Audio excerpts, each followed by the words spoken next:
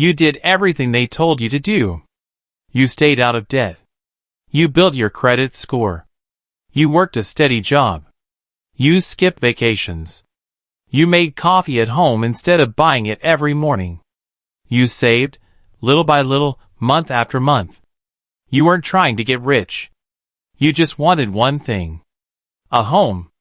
One Saturday morning, you stood outside the house you'd been dreaming about for weeks. Nothing fancy. Just a quiet place with a small yard and enough space to finally call something your own.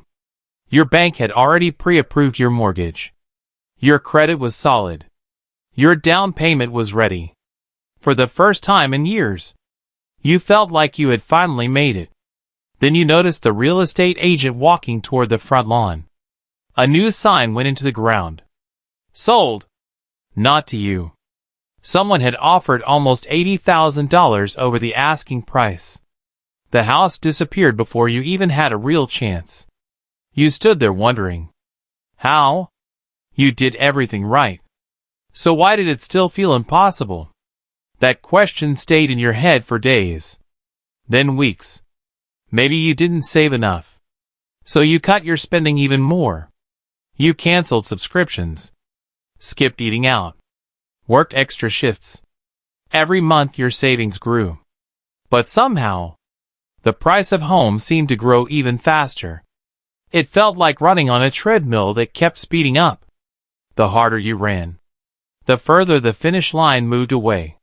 Friends started giving advice. Just be patient. Keep saving. The market will cool down. Maybe.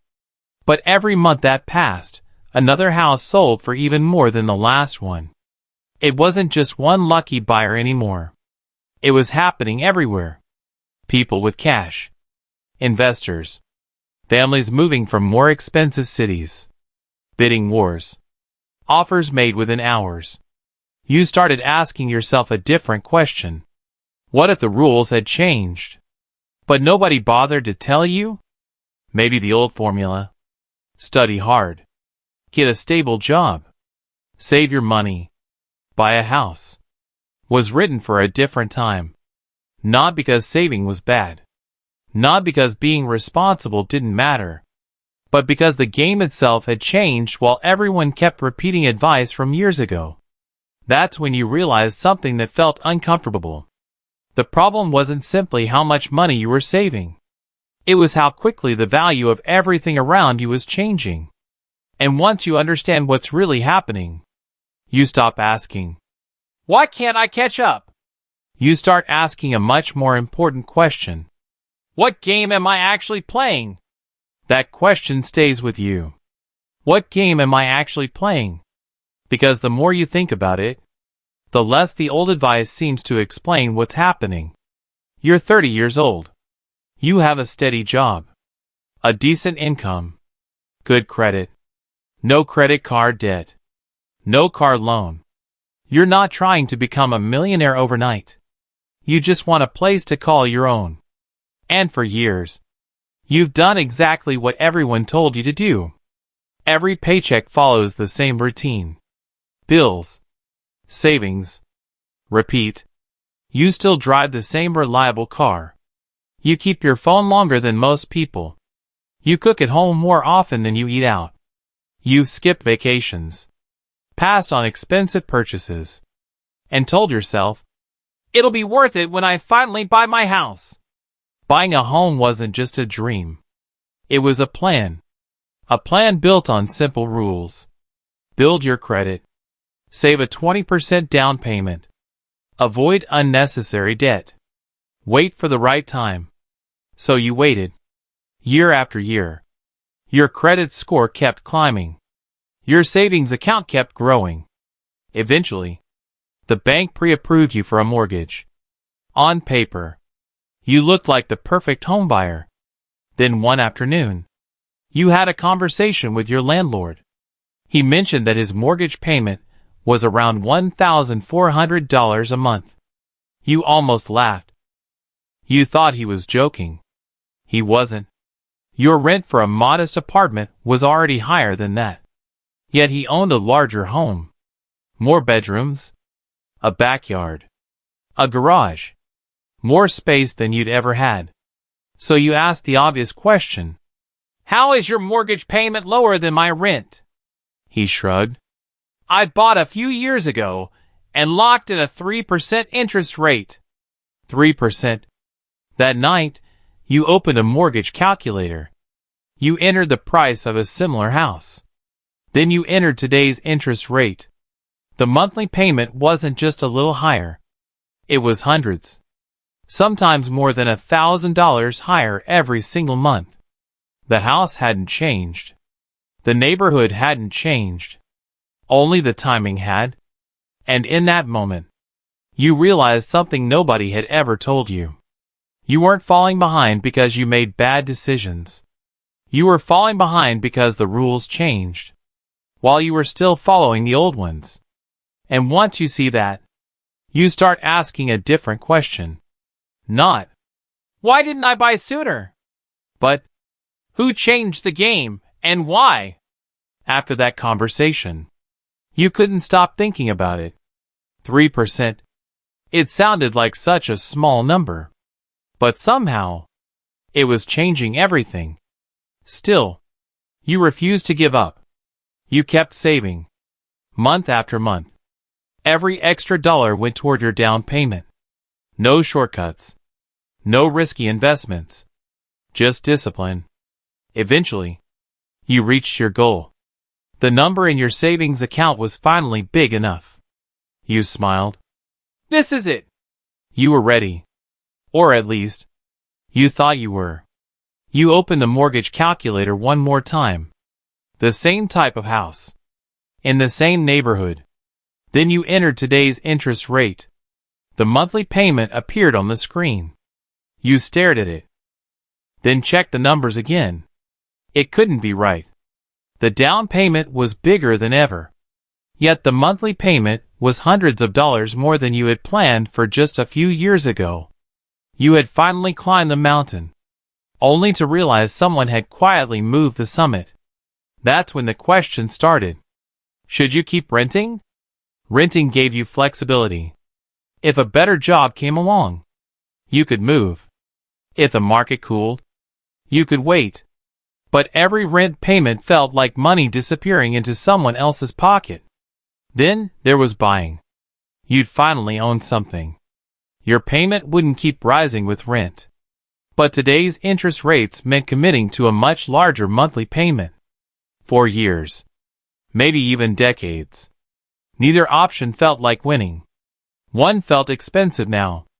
The other felt expensive forever. Then you noticed something else. Hardly any houses were being listed anymore. Every week, there were fewer options, not more. At first, it didn't make sense. If prices were so high, wouldn't more people want to sell?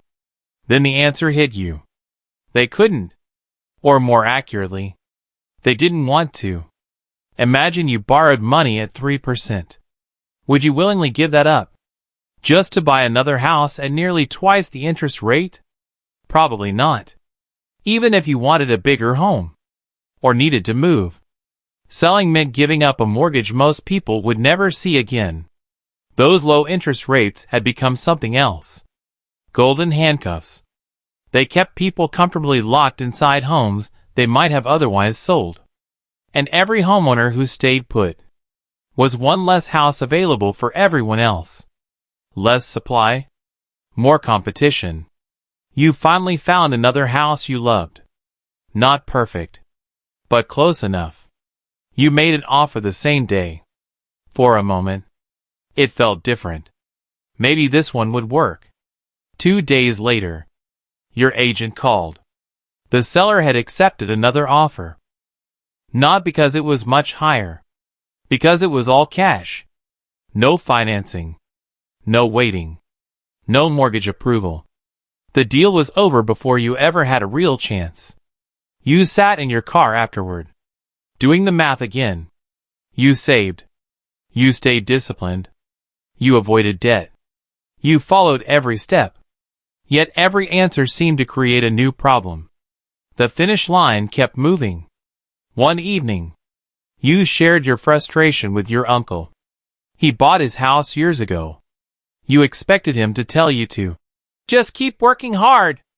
Instead, he grabbed a pen and a napkin. Imagine two people borrow the exact same amount of money, he said. One pays 3% interest. The other pays nearly 7%.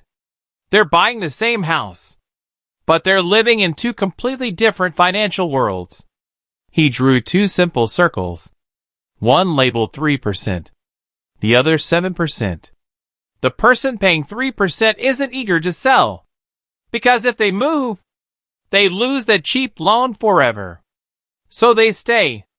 Fewer people sell. Fewer houses hit the market. And everyone still looking for a home ends up fighting over what's left. He looked up. The market isn't broken because people stopped wanting houses. It's frozen because almost nobody wants to give up the deal they already have. For the first time, it all made sense. The problem wasn't just high prices. It wasn't just high interest rates. It was how those two things fed each other, creating a game where every move seemed to make the next move even harder. And just when you thought you finally understood the rules, one final lesson was waiting for you. The one that would completely change the way you thought about buying a home. That conversation stayed with you. For days, you kept thinking about what your uncle said. The market isn't frozen because people stopped buying. It's frozen because nobody wants to give up what they already have. For the first time, you stopped blaming yourself. You had spent years believing that if you just worked harder, saved a little more, waited a little longer, everything would eventually fall into place. But what if waiting wasn't a strategy anymore? What if it was just another gamble? You opened your notebook. On one page, you wrote, "Keep waiting. Maybe interest rates would fall. Maybe home prices would come down. Maybe more houses would hit the market. Maybe." But nobody could tell you when. 6 months? 3 years? 10? On the next page, you wrote, "Buy now." You could stretch your budget. Take on a much higher monthly payment. Hope you could refinance someday. But that meant building your future around a maybe, too. Neither choice felt right. Then you realized something. You'd been asking the wrong question all along. Not, how do I buy the house I imagined 5 years ago? But, how do I make the smartest financial decision today? Those are two completely different questions. That's when your definition of winning started to change. Maybe your first home didn't have to be your dream home. Maybe it was okay if it was smaller. Maybe it was farther from the city. Maybe you could rent out a spare bedroom to help cover the mortgage. Or maybe the smartest move wasn't buying at all. Maybe you could keep renting, invest the difference, and let your money grow while you waited for an opportunity that actually made sense. None of those choices sounded as exciting as buying your dream house.